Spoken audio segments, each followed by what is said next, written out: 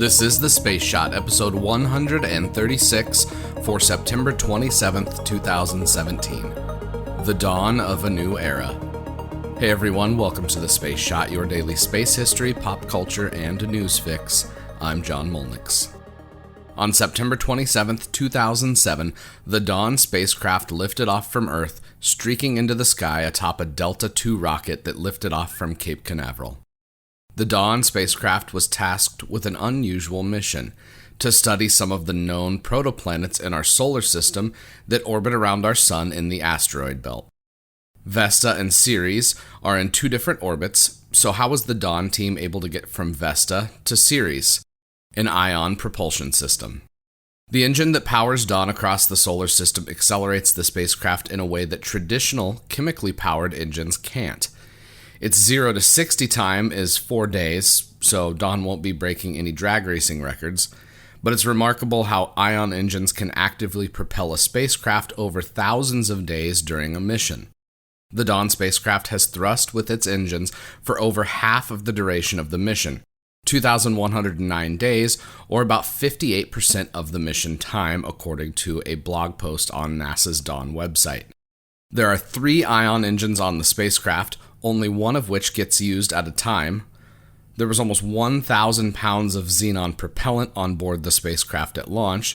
This xenon is used to create a thrust that's about as much as if you were to put a 8.5 by 11 piece of paper on your hand.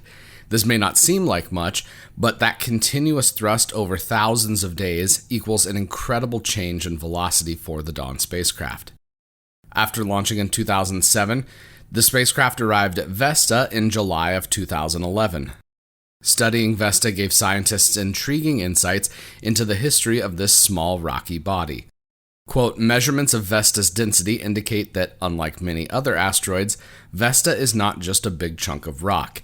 Instead, like the larger terrestrial planets, Mercury, Venus, Earth, and Mars, Vesta is differentiated.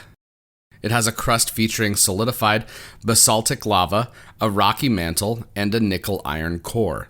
Scientists theorize that early in the history of the solar system, many differentiated worlds such as Vesta, known as planetesimals, were the building blocks for the terrestrial planets. Vesta may be a leftover from this process.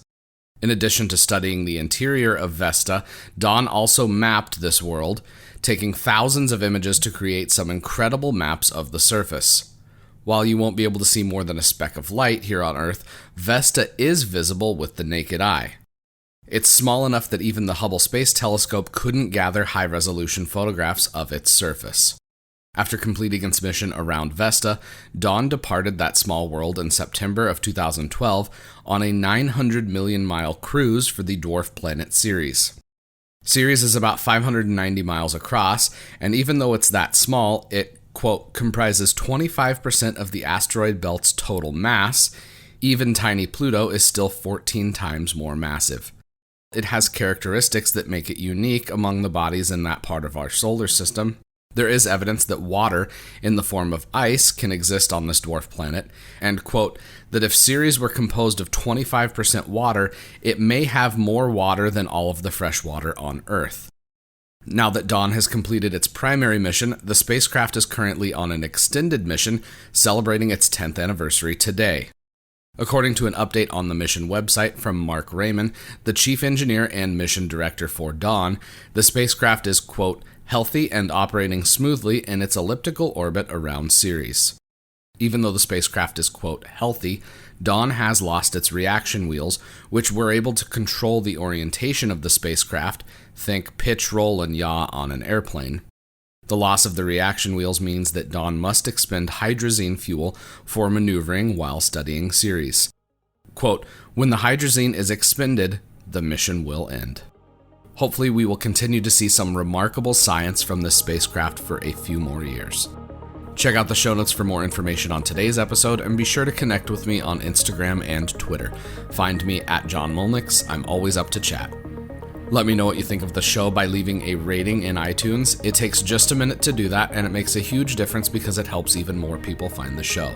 I'd also appreciate if you could share the Space Shot with your friends and family, and anyone else that enjoys podcasts. Tomorrow, the first flight of the Falcon 1. I'm John Molnix, and I'll catch you on the flip side.